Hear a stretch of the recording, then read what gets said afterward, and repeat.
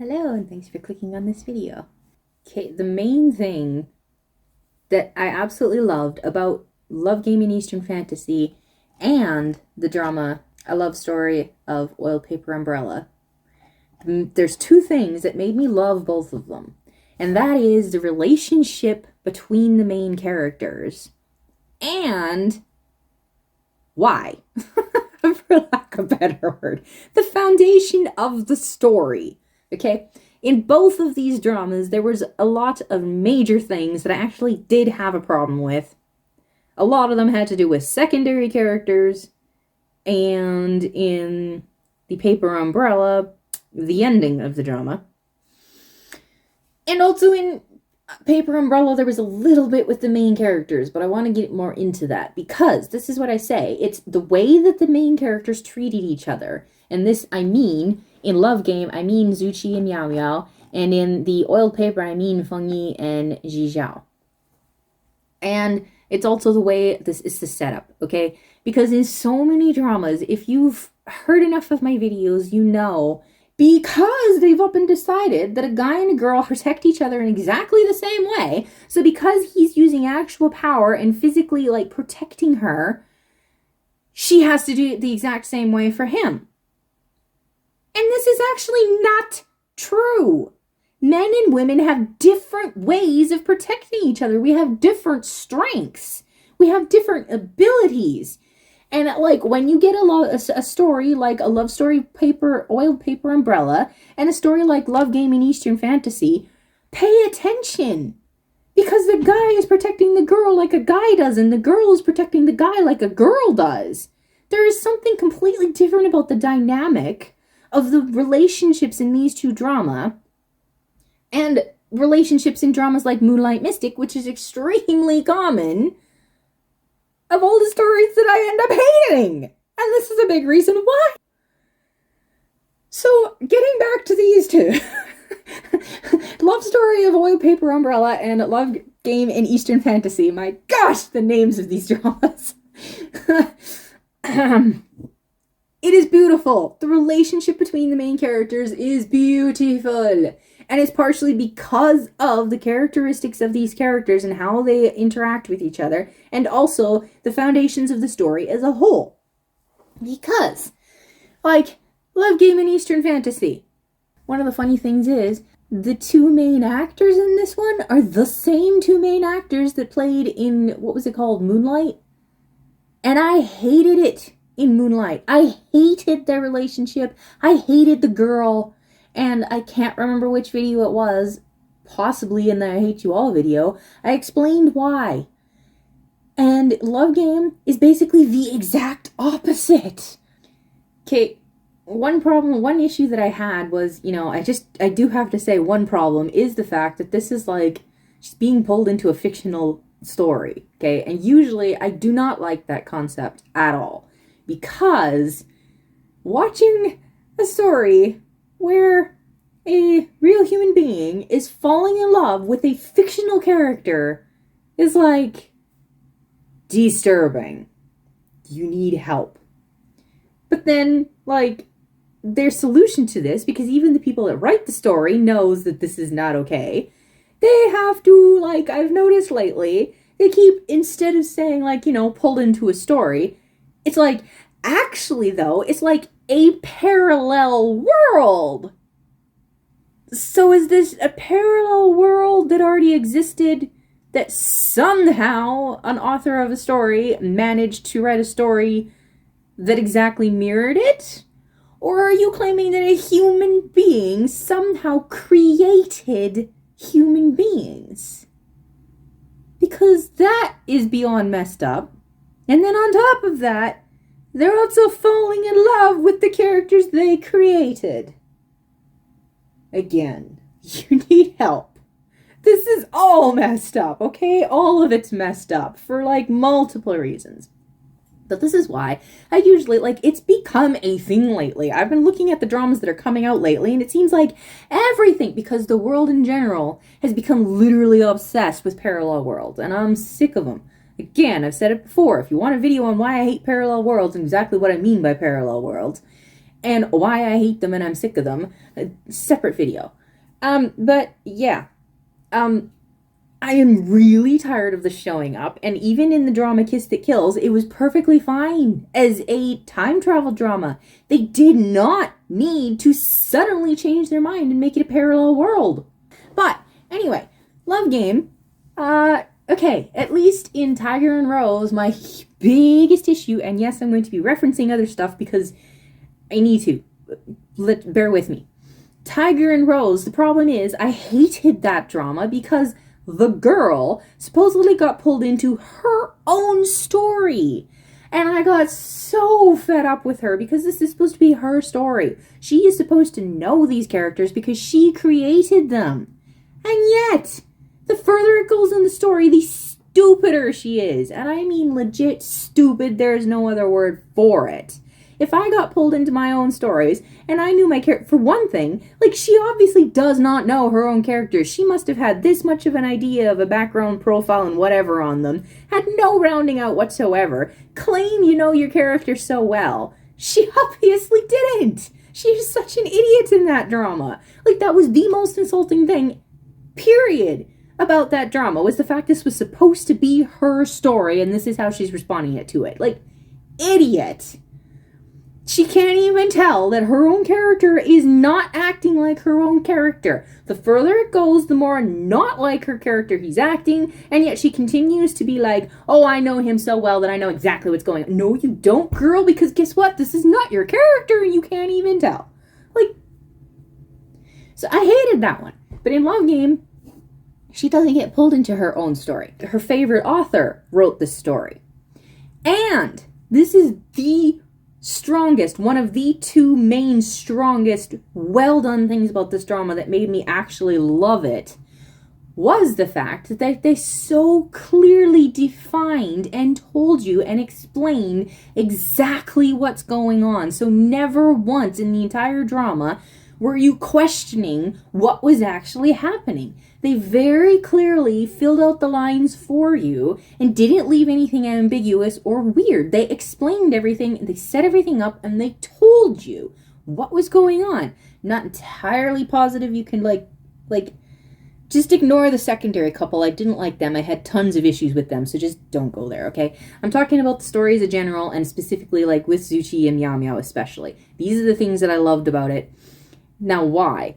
Like, for one thing, because it was somebody else's story that she was pulled into. She didn't know everything about it, because she didn't know, like, when authors present you a story, you don't know the behind-the-scenes stuff. Tons and tons of planning and plotting and details about all kinds of stuff behind the scenes that was going on to it. Most of it you didn't see in the book.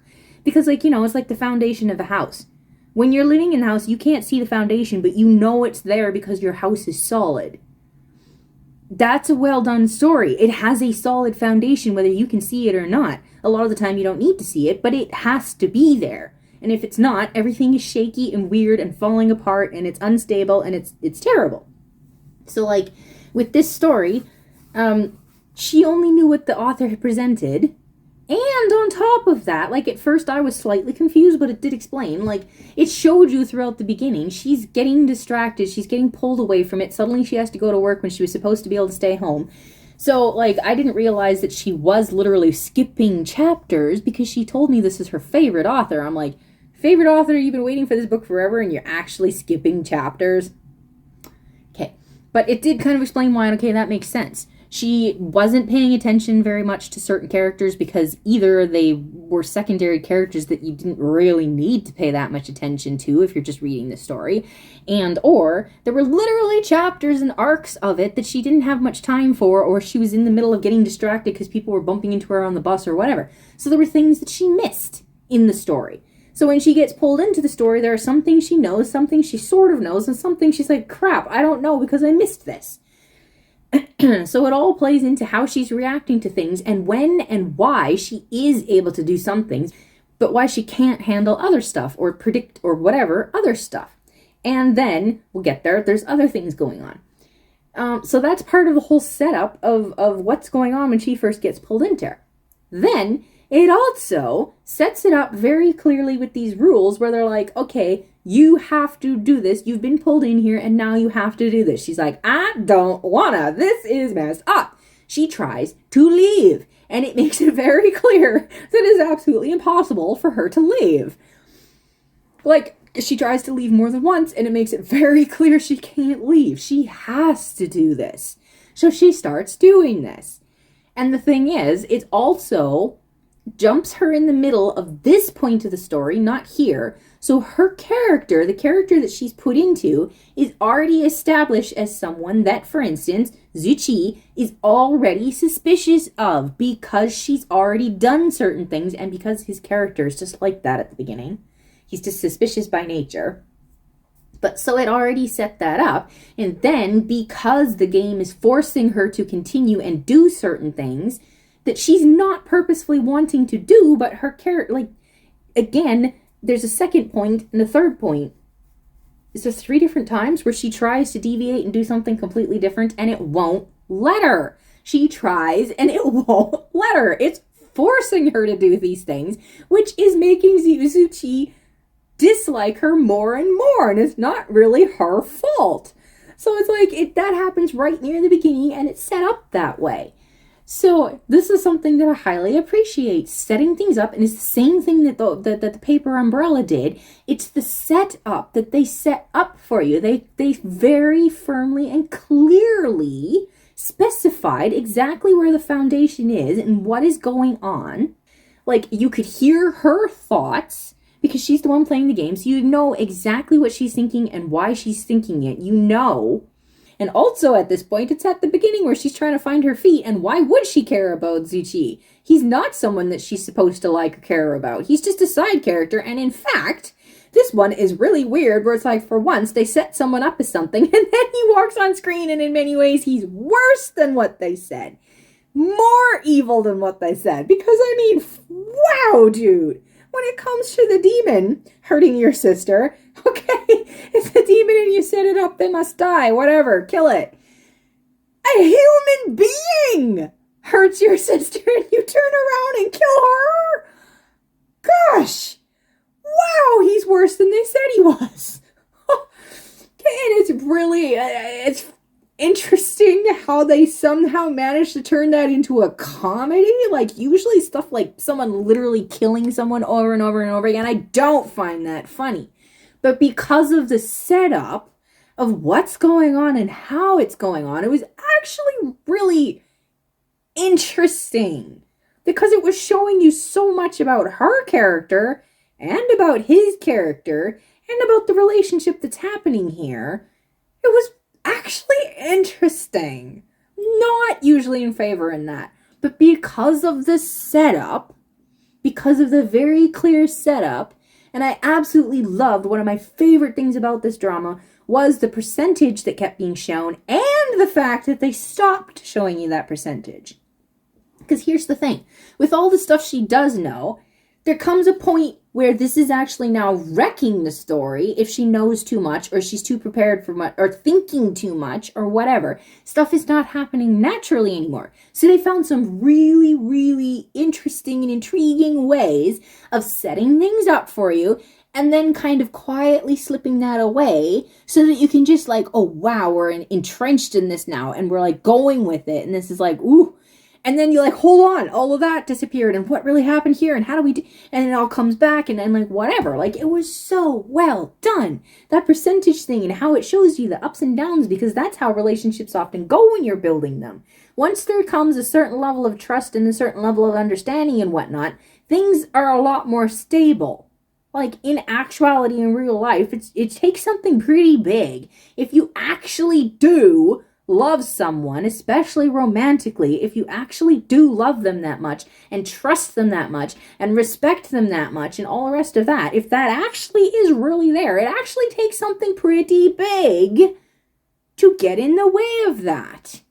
Because when you actually love someone, your number one priority is to work it out and keep that relationship there. Not to let it all fall apart and just like, Like, the stupidest things are always getting in the way of relationships in these dramas. And I'm like, you know what that indicates to me is that all of the stuff you claimed was there is not actually there. Because if it was, it would not have been this easy. And, or they're really bad at explaining why. They're like, this is what happened. And I'm like, and you're acting like it's up here when all I can see is down here. And they do a really, if it was really actually up here, you did a really bad job of explaining that because I don't see it. And perhaps part of that is culture, but it's foundations of stories, okay? Both of these stories did such a good job of laying the foundation, like amazing jobs at laying the foundations. And I'm going to get to some of what they did in Oil Paper of the foundations I'm talking about. I'm trying to remember the foundations of Love Game because, like I said, I'm watching Moonlight Mystic, which has got me all over the place, and I'm watching another one that is like, oh, that one went, you know, one episode, one statement, destroyed the whole story, and I'm struggling to finish this one now. I am so mad that it did that, but that's another video. With these ones, Love Game, the relationship between them. Here's one of the things. Like, it did, like, enemies to friends. It did an amazing job of building this and showing you what it is. Because even, quite frequently in the dramas and stuff, all it takes is for the person to find out your big secret and all of a sudden they love each other. Or like so many of them, it's even worse. It's just basically they touched each other a couple of times. And it's like, oh my gosh, I'm in love with you. And I'm like, oh my gosh, you are the most shallowest people on the planet. That's all it took. But like so regularly, it's like the biggest secret. And she's the first one that reacted that way and didn't instantly hate him. But you know what? It takes more than that. Given his character and what he's been through and what he's trying to protect, namely his relationship with his sister, who's like the only person that he actually cares about, like legit the only person. He's trying to protect that. And because of all of that, it makes perfect sense. I mean, like all of these dramas, unfortunately, love stories follow these patterns where it's like, because you know that they have to end up together, we just have to get there. And they don't really care about the actual how it really is and how it goes. But like in this one, it's like the ups and downs of it, where in so many of these dramas, that's all it takes, and all of a sudden he loves her and all the rest of the stuff. Whereas in this one, it was much more realistic. It was like, you know what, actually, I'm going to go in the opposite direction, and you're now a danger to me because you know the secret, and because you might accidentally let it slip to my sister, and all the rest of this kind of stuff. So it shows a very realistic struggle there, where it makes him drawn towards her, but he can't really say that he loves her yet. And one thing, he doesn't actually know her yet. To romantically love someone, you gotta know them. And that's one thing that all of these dramas, a lot of these dramas, constantly completely miss out on, is actually getting to know the other person. They just, instant first sight, oh, they already love them. That is not love. There can definitely be a, like, instant drawn toward, an instant interest in, an instant whatever, and there can even be a caring. There can even be a bonding because of whatever's happening right now and all this stuff. Yes, but like a full-blown, complete romantic feeling of love and being like, you know, you do anything, including die because you love them so much and all this stuff, that doesn't happen just in an instant. That takes time to build, because love is not just an emotion. Love takes work to keep and to build. It's not just an emotion. So, like, there's all of that that's involved in this, and it does a really good job on the percentage and her reaction to the percentage, and it's showing you his fluctuating, especially because he's not the type of character that's just gonna, like, tell you all this stuff. Because, unfortunately, that's a tricky thing about stories, too, is when a character's set up to be someone that doesn't talk about how he feels or what he's thinking, or how she feels and how she's thinking. They're the type of character that doesn't do that. How do you get this information to the characters that need to know it if they will not say it? A lot of dramas just end up having them say it anyway. And it's like, this is actually not within their character, because they shouldn't be saying this to them right now, because nothing so far has made it plausible for them to decide to tell them that, because that's something super personal, and they don't talk about personal things with people like this. And now all of a sudden they are. This is not within character. Or they have some other weird, awkward something that just doesn't really work, but okay. But, like, this one set things up, like, really well. I'm trying to think, what else was there? While I'm editing, I might have to cut out long pauses, because I'm trying to think what else. It, like, gets to a point where it's showing you that there is something happening here, but at least, especially, up to a certain point, like, the main girl, Meow Meow, she starts telling you, like, she's not in love with him. She knows he's a fictional character. She's not going to fall in love with him. She's only trying to make him love her because she wants to escape and go home. She doesn't actually want a relationship here. This is a book. So it's like, of course, that is playing into it too, which of course is making it harder to build the relationship because, I mean, if you don't actually have romantic feeling for someone, how do you fake it well enough for them to fall for it? Like, so it can only go so far. And this is why at a certain point in the story, they actually do a couple of things to make it so that basically you could consider this a spoiler. So, sorry, I don't remember at what point it happens in the story, but she forgets that she's in a book. Something happens to make her forget that she's in a book. So all of a sudden this love story is actually blooming because she's really falling in love with him because she doesn't remember that he's just a character. And like, at the beginning too, not only is he a character, he's also one that she knows is actually like a bad guy. And like, it tells you what he actually did to the character that she currently is in the original story. And you're like, oh my gosh. I don't care what your reasoning is, dude. Like, wow. When I say he's almost worse than they tell you, like later on they tell you that's what he ended up doing. It's like, well, he really is bad. It's really bad. So it takes a lot of work to change him. And then, this is where it gets into too. I don't like the parallel world and like all the rest of that, like I said.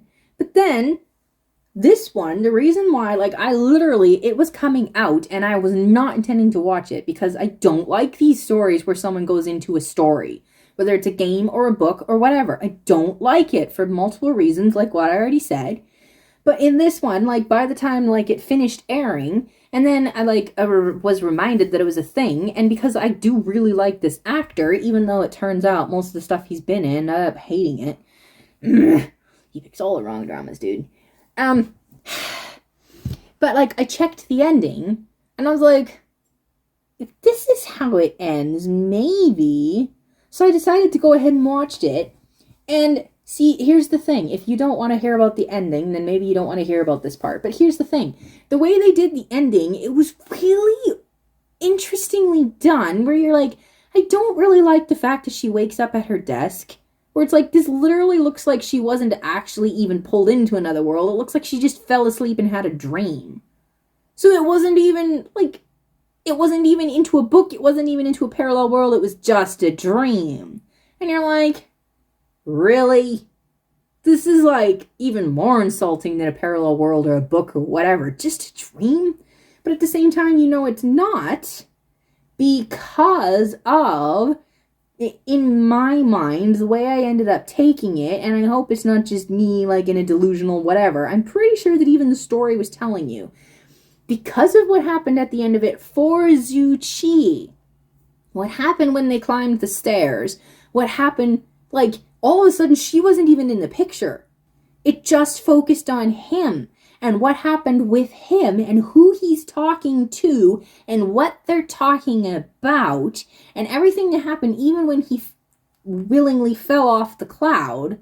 All of that in combination with what she ends up reading inside of the book. This wasn't just a dream. Whatever on earth they're claiming it actually was, somehow it wasn't just her there. Yuxi is an actual real person, like from the real world that somehow got pulled into the same place as her. And it's like, it's really, really interesting to me, actually, how they managed to weave his story in there and what was going on, and even his own character and how he came to this point, like the journey that he went on. But it's not, like, that's why I say the foundations of the story and everything, because of the journey that he ended up going on, but it's also Meow Meow and the way she treated him, the way that she built a relationship with him, the respect she had for him. She didn't try to control him. She didn't try to make him do that. She didn't try to, like, no, you can never do that. She was so gentle with him, especially when he lost control or was really freaking out. She acted like women usually do. This is the strength. This is one of the strengths of women. Not saying that men can't do it, not even saying all women can do this right, but like this is an actual strength of women. The way she handled him, the gentleness she had, and the care that she took when he's in those moments of turmoil, and the way she did it, like it was so gentle. Some of those times when she was tying the ribbon back on his hair, I can't remember which point it was, but especially the one point, it's like you almost want to cry. She was so gentle with him. It's not like she's like, no, you absolutely can't do this, or no, you absolutely can't do that. I'm going to control this, and I'm going to whatever. She didn't do that. She was herself, and she respected who he was and what he's going through, and she very gently, very, like, brought him where he needed to go, because, like, when people are in pain or when people are going on the wrong path, they still need to be corrected.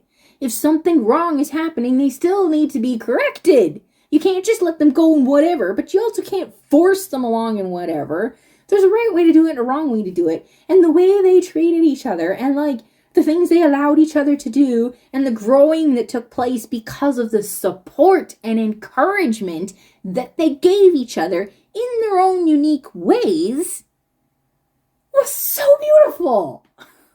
And I don't know how else to put it. This is all I can really remember. I can't necessarily remember any more details. I can't remember if there was ever actually a place where I was mad at either one of them.